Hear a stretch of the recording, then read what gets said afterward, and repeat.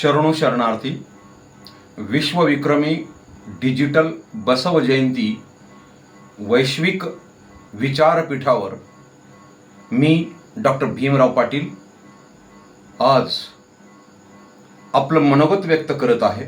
मित्रांनो, संतांनी जे लिहिलं त्याला अभंग म्हणतात आणि 12व्या शतकामध्ये बसवादी शरणांनी जी कडवे लिहिले त्यांना वचन म्हणतात.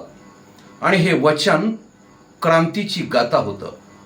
व म्हणजे विवेकवादी, च म्हणजे चर्चा करून, चिकित्सा करून, आणि न म्हणजे नवनूतन साहित्य. असं हे वचन साहित्य.